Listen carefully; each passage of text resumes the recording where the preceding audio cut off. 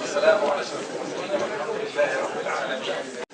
الإخوة الأفاضل، أخواتنا الفاضلات، طلب من الإخوة الشيخ عاشور الحديث في موضوع الاختلاط. De faire une introduction concernant le problème du mixage. C'est un problème brûlant, c'est un problème aussi mineux, miné aussi, c'est un sujet miné, et qui n'est pas facile à aborder en réalité, pour plusieurs raisons.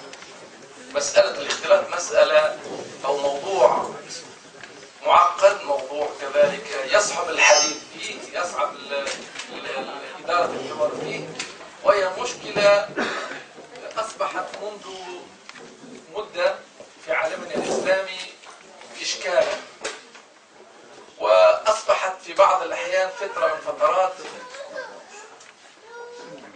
تمثل رمزا للذين يؤمنون بالحداثة والتقدم والتطور أن الاختلاط هذا رمز وهو مكسب، وعند الآخرين يعبر عنه عن التخلف والخروج عن الدين وما شابه ذلك.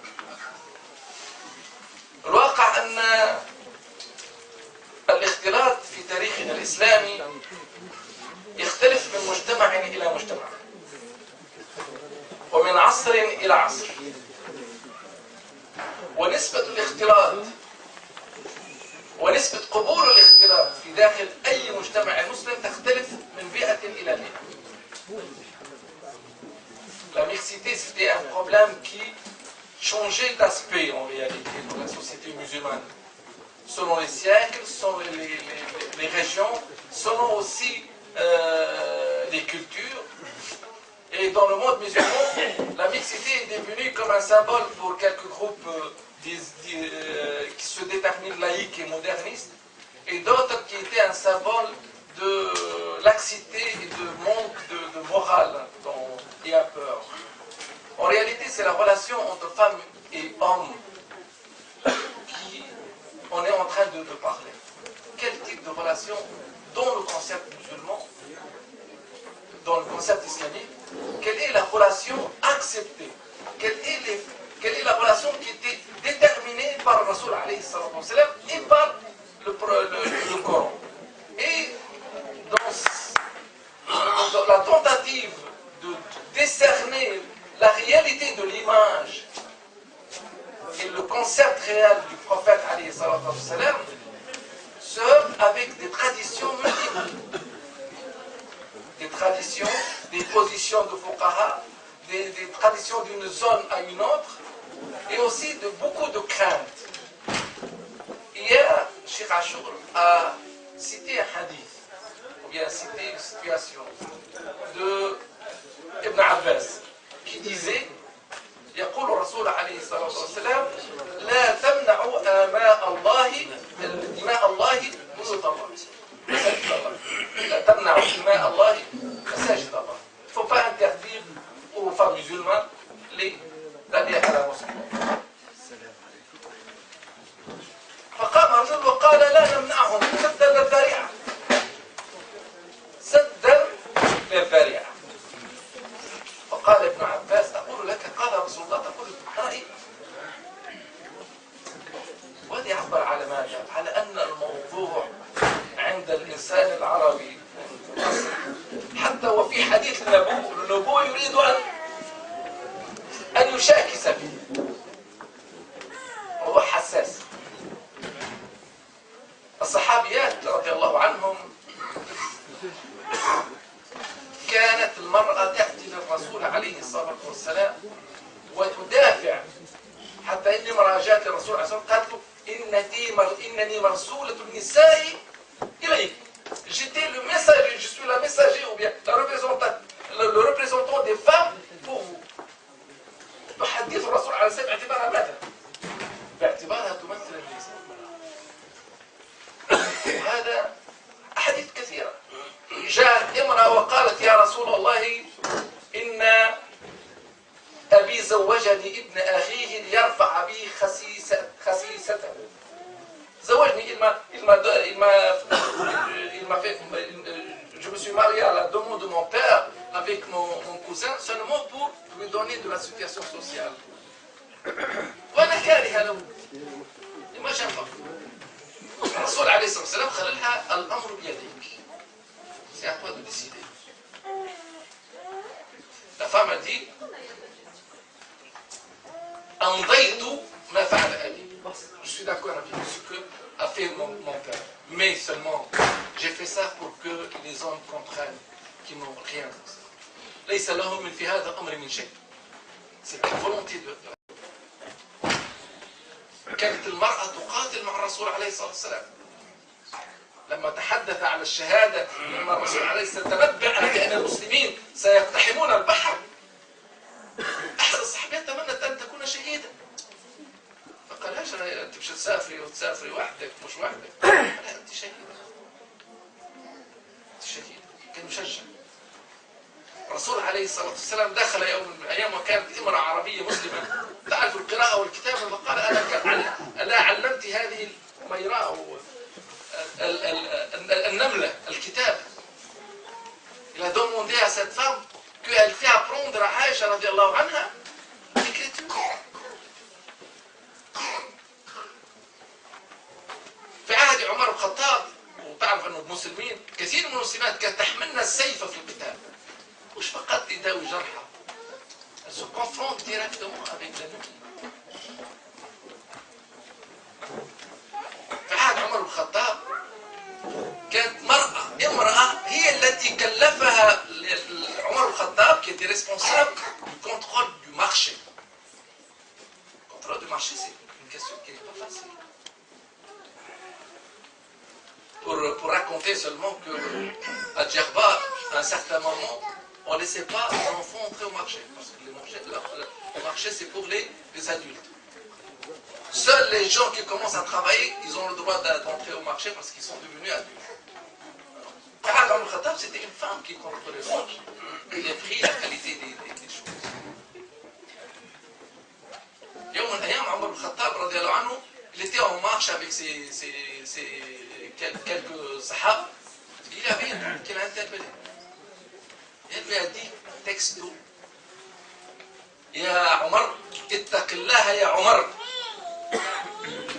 كان ديو عمر كنت فينا عمير.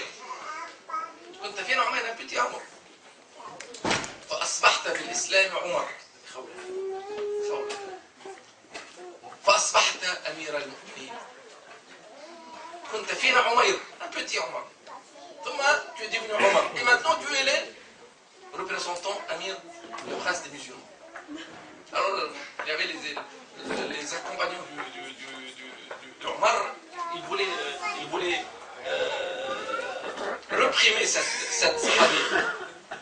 Omar قال لهم اتركوها فإن الله سبحانه وتعالى سمعها من فوق 7 سماوات فكيف لا يسمع عمر وهي التي نزل فيها قول الله سبحانه وتعالى قد سمع الله قول التي تجادلك في زوجها وتشتكي إلى الله. عمر بن الخطاب c'était une femme qui l'interprétait en lui disant j'étais عمر. معناها تصور روحك انت كنت بن علي انت صغار انت كنت تقيس كنت صغار تمشي انت وعائلتك وحتى الان تقول هذه كنت مش متأدب. عمر بن الخطاب قالت له هذه المرأة. Il y avait un temps dans le monde musulman où on considérait en contrepartie que la voix de la femme était aura.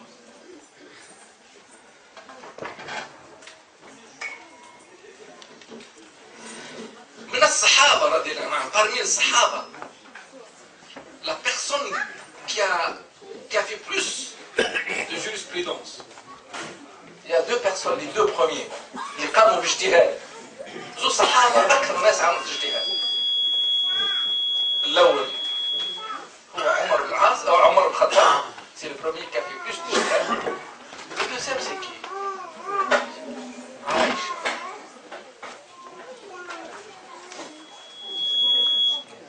Mais avec les siècles, on n'a jamais vu des personnalités autant qui ont plus de savoir comme Aïcha. Vous me dites aussi que personne, on n'a jamais eu quelqu'un comme Omar. Ça c'est vrai, hein, dans le sens. Mais on a eu quand même il y avait quand même des penseurs. Mais au niveau des femmes, il y avait un truc important. Dans la société, c'était au IIIe siècle que dans le fiqh, dans les livres de fiqh, on parlait de l'ikhtilat. Avant ce siècle-là, et je laisserai mon cheikh qui commentait ça, disait que c'est au IIIe siècle qu'on a commencé à parler de la mixité, du problème de la mixité. Et dans le premier siècle, on ne parlait pas de la mixité. Il n'y avait pas dans le sens, dans les livres, dans les leçons, le problème de la mixité. C'est-à-dire qu'il y avait un changement à certain. Donc, pendant le khilaf al-Othmaniya, il y avait plus. On a le harim. C'est tout un monde loin de toute. La question se pose. الرسول عليه الصلاة والسلام يبشر بالانتشار الإسلامي يقول سينتشر هذا الأمر وينتشر هذا الأمر سيبلغ هذا الأمر حتى أن فبلغ الليل حتى أن الأمة تسير من حضرموت إلى يثرب إلى المدينة لا تخاف إلا الله والذئب على غنمها. Que la femme, il viendra un moment où la femme va du Yathrib, du Hadramaut, au Yémen, jusqu'à la Médine. Elle n'aura pas peur, elle n'aurait pas peur que d'Allah subhanahu wa ta'ala et de nous pour ses troupeaux. Ça veut dire qu'il y aurait une paix importante pour la personne qui part. Il y a un ensemble de textes, de hadiths. Ces textes de hadiths, il y a beaucoup d'interprétations. Je ne vais pas intervenir de ça, parce que je pense que c'est la responsabilité de notre cheikh, et vous serez d'accord, de nous expliquer ces choses. Je pense que le problème se pose, et on se pose la question, moi, j'ai vu des femmes qui se déplacent en Suisse à 11h du soir, quitter leur travail, poste de travail, pour retourner à la maison, et quelquefois même à pied, sans qu'il y ait un risque réel, ou bien le risque est très minime d'être agressé. J'ai entendu parler qu'en Tunisie, par exemple, dans quelques régions, il est impossible qu'une femme accompagnant son mari passe dans quelques quartiers sans qu'elle ne soit agressée. Et ceux qui connaissent aussi l'Arabie Saoudite disent qu'une femme seule, un peu loin du Haram, Masjid al-Haram, loin du Masjid al-Nubuwa, elle doit avoir peur sur sa personne. Pourquoi on a une sécurité ici, on n'a pas une sécurité ici? Ça se pose une question. Deuxième question qui se pose, comment on éduque nos enfants, et nous-mêmes, on éduque les enfants musulmans, grosso modo, que ce soit femmes et hommes, de se comporter entre eux. Comment moi, musulman, ou bien mon fils, apprend comment il doit se comporter avec sa mère, sa sœur, avec les autres femmes. En réalité, c'est une éducation qu'on fait. Les spécialistes de l'éducation disaient que un enfant qui n'a pas de grands-pères, il n'a jamais courtoisé ses grands-pères par rapport au père, ou bien les parents, grands-parents, pardon, pendant son enfance, il aura une difficulté à avoir des contacts avec les gens âgés. C'est parce qu'avec le contact avec les grands-parents qu'on apprend le contact avec les gens âgés. Comment on apprend à respecter l'autre, une femme ou bien un homme? Pourquoi on se sent qu'on doit respecter notre mère? Que ce soit un concept social, familial, et on dit que voilà, c'est ma sœur. Tout le monde dit, mais il faut respecter sa sœur, et on ne peut pas penser que quelqu'un il pense du mal de sa sœur. Parce qu'en réalité, on n'est pas avec un titre directement. Attention, ça c'est Madame telle, c'est votre mère, il n'a pas le droit de penser du mal. On apprend ça. Ça s'apprend. L'enfant, il disait à sa mère, ou bien la fille, disait à son père, je veux me marier avec toi à l'âge de 5 ans, 6 ans. C'est tout à fait normal. C'est l'enfant, parce que pour lui c'est l'amour. Et que puisqu'il aime l'amour, il aime sa mère, puis il veut se marier. Mais il apprend après qu'il n'a pas le droit. Il apprend aussi après qu'il n'a pas le droit aussi de se marier avec sa sœur. C'est quelque chose qu'on apprend. Alors quel est le type d'éducation qu'on a pour qu'on puisse vraiment faire face, faire des contacts avec l'autre personne, femme ou homme, dans le respect. Et qu'elles sont réellement loin de toute tradition, loin de la peur, loin aussi des sadd dhara'a, la fermeture, la prévention. Quelles sont les limites shar'i, les limites légaux de la sharia dans cette relation? Toutes ces questions, je les pose à mon cheikh Achour et je laisse continuer. Merci. Je n'ai pas touché. Bismillah ar-Rahim.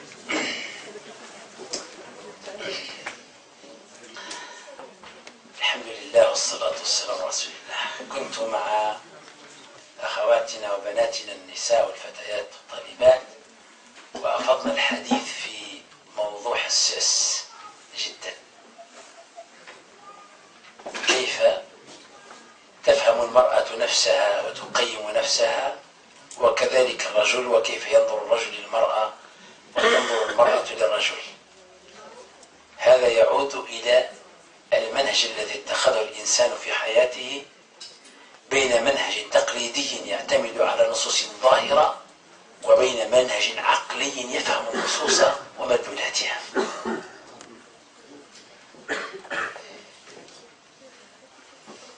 مسألة الاختلاط لم ترد في القرآن إطلاقا. آية في القرآن وهي قوله تعالى بعد أعوذ بالله من الشيطان الرجيم وإن كثيرا من الخلطاء ليبغي بعضهم على بعض إلا الذين آمنوا. والخلطاء الذين اختلطت أعمالهم التجارية في البيع والشراء وما شابه ذلك.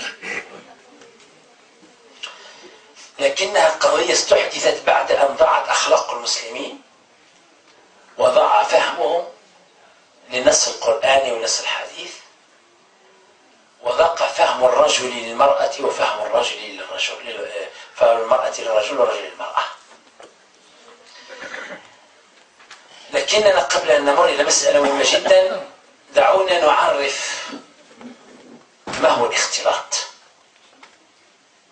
لا محالة الرؤية الغربية الشرقية أطلقت كلمة الاختلاط على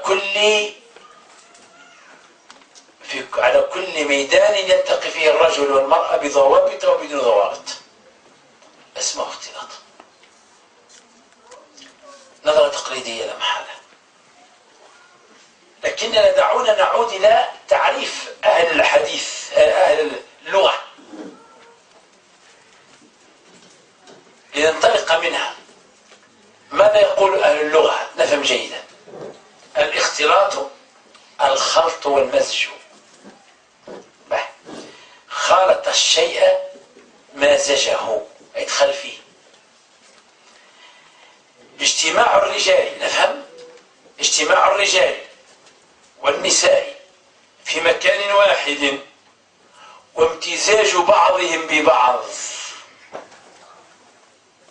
يغنوا مع بعض ويرقصوا مع بعض، وامتزاج بعضهم ببعض ودخول بعضهم في بعض ومزاحمة بعضهم لبعض. هذا معنى الاختلاط الذي جاء في القواميس. في المساجد في على عهد الرسول عليه الصلاة والسلام كانت النساء يشهدن الجماعات حتى صلاة الصبح، وعندما يسلم الرسول عليه الصلاة والسلام علم أصحابه أن يمكثوا قليلا حتى تخرج النساء ثم يخرج الرجال حتى لا يمتزجوا ببعضهم بعضا. هذا على عهد الرسول عليه الصلاة والسلام. وإذا بنا الآن نشاهد حاجتين: إما صلاة المرأة بينها وبين الرجال ستار حجري ولا حديدي باش ما تشوفش الراجل ما يشوفهاش،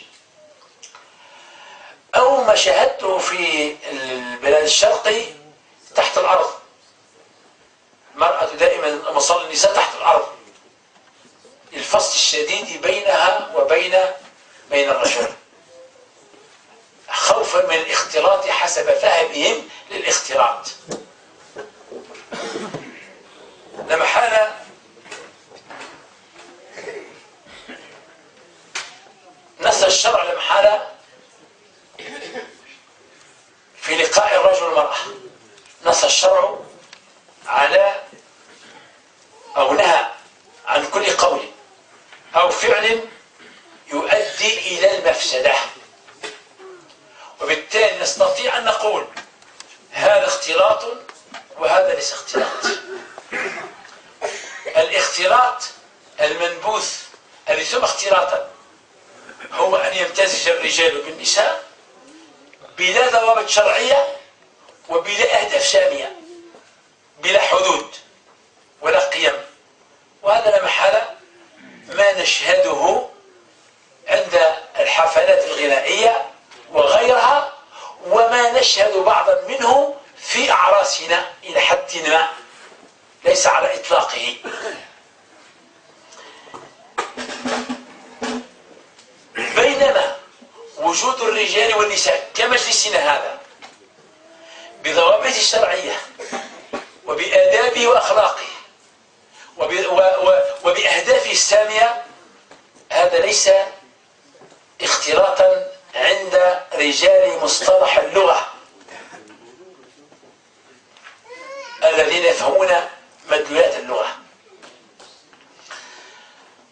قلت في كثير من الأشياء اجتهد العلماء في تأويل النص، كثير من النصوص قابلة للتأويل تركها الشرع لنا لنأولها ونفسرها حسب ضرورات الناس أو حسب الضيق والسعة.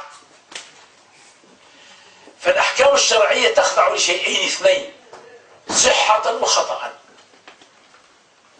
تخضع أولا صحة لغزارة العلم، العالم الذي يشرح ويؤول، وكذلك للنظر إلى الواقع وحاجات الناس. فالعالم الذي يملك علما نظريا ولا يستطيع أن يقيم حاجة الناس وأن ينظر إلى واقعهم لا يستطيع أن يحكم أو أن يفسر التفسير الصحيح. إذا لابد أن يكون يعايش ذلك المجتمع ليعطينا الأحكام الصحيحة. وخطأ إذا كان الإنسان علمه ضعيفا لا يملك علوم الوسائل ولا علوم الغايات، لا يفهم في الأصول شيئا ولا في مصطلحات العلوم، ثم يفتي، فأكيد سيقع في الخطأ ويقع في العثرات الكثيرة جدا، فضلا عن أنه لا يعرف الواقع. لذلك يميل إلى التحريم وغلق الأبواب. التحريم وغلق الأبواب يميل إليه من ضعف علمه وقلت خبرته. والسعة في الأحكام تصدر ممن اتسع علمه وكذلك كان له ثراء وخبرة بواقع الناس وحياتهم. لكن رغم ذلك نقول الناس في هذه المسألة في طرفي نقيض. مبيح وبين مانع. أما أدلة المانعين الشرعية قال لك نحن عندنا دليل نعتمد عليه. قول الله تعالى لأزواج الرسول صلى الله عليه وسلم: وقرن في بيوتكن ولا تبرجن تبرج الجاهلية الأولى. وقوله تعالى في سورة الأحزاب كذلك: وإذا سألتموهن متاعا فاسألوهن من وراء حجاب ذلكم أطهر لقلوبكم وقلوبهن. طيب. قالوا إذا كان الله تعالى أمر نساء الرسول على طهارتهن وعلمهن ونقائهن أن لا يقابلن الرجال فمن باب أولى غيرهن من النساء. هذا تأويلهم. لما حال الذين يبيحون سيردون عليهم في هذه الآيات أن لبيت النبوة خصوصيات وقداسة لم تمنح لغيرهن من البيوت. إذا هذه حالات خاصة كما أبيح للرسول صلى الله عليه وسلم أن يجمع أكثر من 4 نسوة، وأبيح وخص الرسول صلى الله عليه وسلم بعدة خصائص، وكذلك زوجاته. إذن هذه من خصوصات النبوة التي تتميز بها، لأننا نعلم أن زوجات الرسول صلى الله عليه وسلم قال وقرن بيوتكن لأن لديهن وضعية خاصة، فلا يمارسن التجارة ولا بيع ولا ما شابه ذلك. وقد أبيح للنساء الأخريات أن يمارسن التجارة وأن يخرجن في الحرب وما شابه ذلك. كذلك حديث روي عن أسامة بن زيد، هذا في صحيح مسلم: ما تركت بعدي فتنة أضر على الرجال من النساء. لما نفسر هذا الحديث، متى تكون المرأة شرا على الرجال والرجل شرا على النساء؟ عندما تغيب القيم والمبادئ، وعندما ينحصر الإنسان في عبادته وتصبح العبادة عبادة طقوسية لا إيمانية. أكيد هذا سيلحق الضرر من المرأة إلى الرجل والعكس صحيح. كذلك في حديث آخر عن أبي سعيد الخدري عن النبي صلى الله عليه وسلم قال: إن الدنيا حلوة خضرة، إن الدنيا حلوة خضرة، وإن الله مستخلفكم فيها فناظر ماذا تعملون، فاتقوا الدنيا واتقوا النساء. هذا الحديث كذلك: فإن أول فتنة في بني إسرائيل أو فتنة بني إسرائيل كانت في النساء. كذلك هذا الحديث اعتمدوا عليه، قالوا بما أن المرأة فتنة فلابد أن نبعدها عن الرجل. ودائما نعود إلى أنهم نسوا من هي المرأة التي تكون فتنة على الرجل، ومن هي المرأة التي تكون عونا للرجل مع الرجل لطاعة الله سبحانه وتعالى. أدلة المبيحين ذكرها أستاذنا الفاضل الدكتور، نعيدها بعجالة. الذين يبيحون التقاء الرجال مع النساء أولا اشترطوا الضوابط الشرعية. أول ضابط شرعي امتناع الخلوة، وبالتالي الذين تكلموا عن الاختلاط خلطوا بين الخلوة والاختلاط. منع الإسلام الخلوة، وأقصد بالخلوة أن يكون الرجل والمرأة في مكان مغلق بعيد عن أعين الناس في وضعية محظورة. هذه شرعا ممنوعة. لكن هل بعد ذلك كيف تفسر الخلوة؟ لا، حديث آخر. المهم من حيث المبدأ منع الخلوة المطلقة. هذه الخلوة التي تجعل المرأة مع الرجل تحت سقف واحد في مكان واحد قد يتسرب من خلال ذلك الشيطان وتأتي الفتنة. إذا منع الخلوة. ثانيا استدلوا بقوله تعالى: واستشهدوا شاهدين من رجالكم فإن لم يكونا رجلين فرجل ومرأتان ممن ترضون من الشهداء أن تضل إحداهما فتذكر إحداهما التي تشهد على البيوع وتشهد على العقود موجودة مع الرجل في أماكن البيع والشراء، أي تعرف ميدان البيع والشراء الذي يلتقي فيه الرجل والمرأة. كذلك في حديث روي عن أبو أسيد لما تزوج نادى أصحابه ليكرمهم على وليمة، فقال الحديث خرج البخاري: لما عرس أبو أسيد الساعدي دعا النبي صلى الله عليه وسلم وأصحابه، فما صنع لهم طعاما ولا قربه إليهم إلا امرأته أم أسيد، بحضور النبي صلى الله عليه وسلم. الأم أسيد هي التي تقدم الطعام بحضرة الرسول عليه الصلاة والسلام. إذن تقدم للرجال. لماذا؟ لأنهم صحابة حملوا القيم، وهي صحابية حاملة القيم، وبالتالي صمام الأمان لنا هو أن نحمل القيم. وكلما بنيت القيم في شخص إلا واتسع الأمر لديه.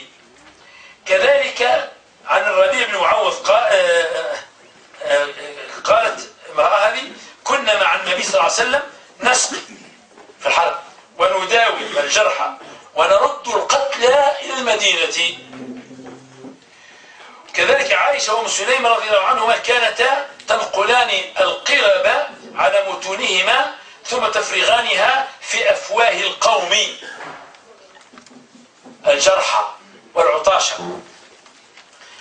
كذلك عن أنس بن مالك رضي الله عنه قال: كان رسول الله صلى الله عليه وسلم يغزو بأم سليم ونسوة من الأنصار معه إذا غزا فيستقين ويداوين الجرحى. في كل هذا لابد من الاتصال المباشر بين الرجل والمرأة. لكن هنا نفهم شيء، أن التعايش بين الرجل والمرأة يحكمه عنصران. أولا وجود القيم أو غيابها. إذا وجدت القيم والإيمان وربي الرجل كما ربيت المرأة تربية صحيحة فينتفي المنع وتتسع دائرة للتواصل بين الرجل والمرأة في الأماكن السليمة والأهداف النبيلة. أما إذا غابت القيم عند الرجل والمرأة تضيق الدائرة إلى الاختناق. ما معنى الاختناق؟ تصبح المرأة تخاف من الرجل حيثما كان، بل أكثر من ذلك تنتفي المحرمية حتى مع المحارم. وقد يحرم الخلوة مع الأب نفسه. إذا غابت القيم من الإخوة تصبح الأخت تخاف على نفسها من إخوتها. وإذا غابت القيم من الأب وكان سكيرا أو عربيدا أو لا يخاف الله أو إنسان يثور غريزيا تحرم الخلوة مع ابنته. رأينا كيف؟ بينما إذا بنينا القيم بين المسلمين تتسع دائرة اللقاء بين الرجال والنساء مع المحافظة على الضوابط الشرعية. هذا هو الذي نراه في هذه المسألة. لذلك نحن نعرف أن المجتمع يستحيل يصلح بالرجل دون المرأة. لابد من الرجل والمرأة أن يصنع الحياة جنبا إلى جنب، كما قال الرسول صلى الله عليه وسلم: الرجال شقائق النساء. المنع الجدار الحديدي بين الرجال والنساء لم يمنع المنحرفين على ارتكاب المعاصي، واسأل به خبيرا. لم يمنع. تغطي وجهها، تلبس القفازين، تختفي وراء الجدران. إذا غابت القيم لم يمنع المرأة والرجل أن يرتكب المعاصي. إذا غابت القيم الفصل لا يمنع، لأن الشيطان الآن يدخل من كل الأبواب. بينما عند وجود القيم والتربية الصحيحة ندعم ثقة الخشية من الله سبحانه وتعالى مع الحفاظ على الضوابط الشرعية. المرأة بخمارها وبدون زينة وبدون صوت خفض، والرجل باحترامه، سنرى المساحة أوسع للتفاعل والتعاون ولبناء هذه الأمة بطريقة صحيحة وسليمة. إذا الحل ما هو؟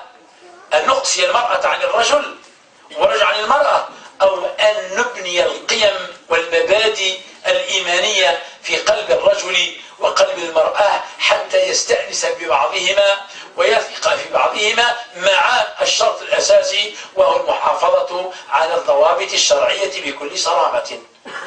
هذا والله أعلم، وجزاكم الله خير. Cheikh Achour a dit que la mixité, sur le plan dictionnaire, c'est en réalité il y a deux éléments. Il y a une forme de présence, de promiscuité, si on veut dire, un contact, et que ce contact, il a aussi une certaine confrontation.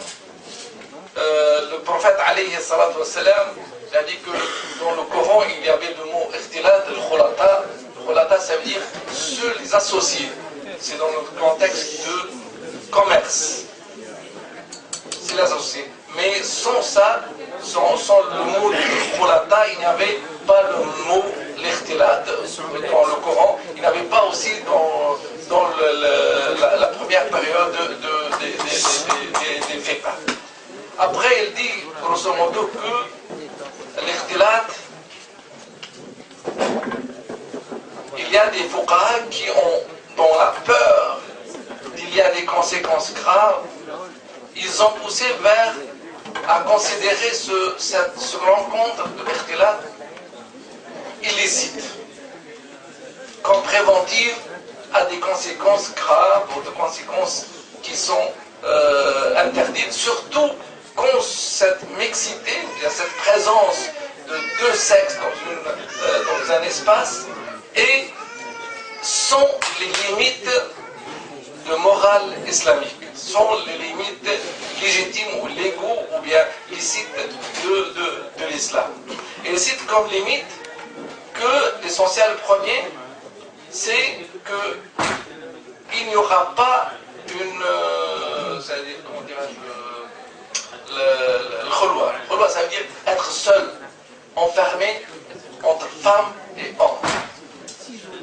S'isoler, s'isoler entre en relation. Deuxième chose, il dit qu'il doit avoir une éducation. Parce que un frère qui n'a pas le respect et l'éducation, s'isoler avec sa sœur, c'est aussi illicite. Un père, et certainement dans ce cas il parle d'expérience dans nos sociétés musulmanes, qu'un père qui n'a pas aussi des principes, il peut être dangereux pour sa fille. Et dans ce cas, s'isoler avec sa fille dans la maison est aussi interdit. Si je veux conclure le discours, le thème de Cheikh Achour, disant que l'ikhtilat, la relation de type d'ikhtilat, le risque, est un thermomètre de l'éducation dans notre société. Quand l'éducation diminue, le risque, les conséquences de l'ikhtilat est affreuse. C'est-à-dire principalement, si on voit que l'ikhtilat dans notre société entraîne des catastrophes, au risque de catastrophe, il faut appeler qu'il faut revoir notre éducation. Pas seulement fermer la porte, mais voir l'éducation, s'il y a un problème d'éducation. Il ne suffit pas désoler la société. Il a montré au début aussi que je ne savais pas qu'au Moyen-Orient, apparemment le Khalij, il y a les salles de prière des femmes, c'est en sous-sol. C'est-à-dire vraiment Alors que pendant que la vie de... oui, mais il y avait cette situation un peu particulière. Et que si je prends une conclusion pour Cheikh Achour, l'éducation représente un atout principal et que s'il y a un manque d'éducation, il y a risque dans cette mixité et que nous devons réellement appeler à revoir l'éducation. C'est-à-dire dans une société où la mixité entraîne automatiquement l'adultère et l'agression envers la femme, c'est qu'il y a dans cette société, même si elle se dit musulmane, même si elle dit sur la sunna, même si elle dit qu'elle pratique le sharia, c'est une société dont l'éducation est loin d'être celle du prophète Ali.